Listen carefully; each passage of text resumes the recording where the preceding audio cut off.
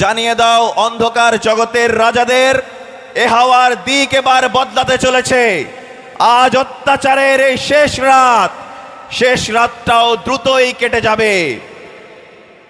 জিতবে এবার চাষা ভুষা, জিতবে মাঝি মাল্লা, সৎ লোকের শাসন হবে, জিতবে দাড়ি পাল্লা। সৎ লোকের শাসন হবে, জিতবে দাড়ি পাল্লা। ইনশাআল্লাহ ইনশাআল্লাহ ইনশাআল্লাহ। নারে তাকবীর, নারে তাকবীর, নারে তাকবীর। আমাদের বাংলাদেশকে বলা হয় তলাবিহীন ঝুড়ি।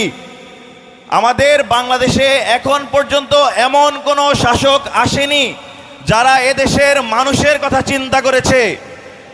এদেশে সেনরা এসেছে, এদেশে মুঘলরা এসেছে, কেউ এদেশের মানুষের উপর ন্যায্যতা নিশ্চিত করতে পারেনি। এদেশে নবাবীরা এসেছে, তারাও ন্যায্যতা নিশ্চিত করতে পারেনি। এরপর এসেছে ব্রিটিশরা এসে এদেশের এমন আইন পাশ করে গিয়েছে, এমন সব আইন জারি করে গিয়েছে, এদেশের মানুষকে দীর্ঘ একটা সময়ের জন্য পঙ্গুত্ব বরণ করার মতো করে গিয়েছে।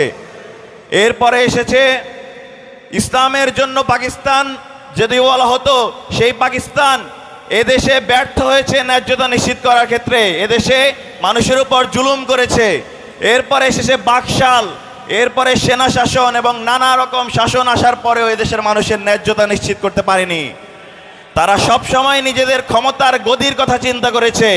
তারা নির্বাচনের আগে এসে মুখরোচক কথা বলেছে, নির্বাচনের আগে এসে তাহাজ্জুদ গুজারি হয়েছে, টুপি মাথায় দিয়েছে, ধর্মকে ব্যবহার করেছে, কিন্তু নির্বাচনের ঠিক পরবর্তী সময়ে গিয়ে তারা দুর্নীতিবাজ হয়েছে, তারা চাঁদাবাজ হয়েছে, মানুষের উপর অত্যাচারী হয়েছে।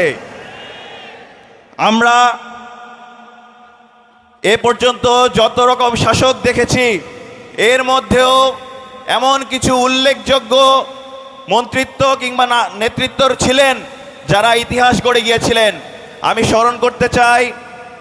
স্মরণ করতে চাই আমাদের শহীদ নেতৃবৃন্দকে, এবং একই সাথে স্মরণ করতে চাই বাংলাদেশের সাবেক সফল কৃষি ও শিল্পমন্ত্রী মতিউর রহমান নিজামী সাহেব, শহীদ মাওলানা মতিউর রহমান নিজামী সাহেব, এবং সাবেক সমাজ কল্যাণ মন্ত্রী শহীদ আলী আহসান মোহাম্মদ মুজাহিদ সাহেবকে, যারা এদেশের এই মন্ত্রিত্ব, এই দায়িত্ব নিয়ে এমন নজির স্থাপন করেছেন, যে নজির আমরা চ্যালেঞ্জ দিয়ে ঘোষণা করতে চাই, এরপর থেকে কোনো মন্ত্রী সেই চ্যালেঞ্জ গ্রহণ করতে পারবে না।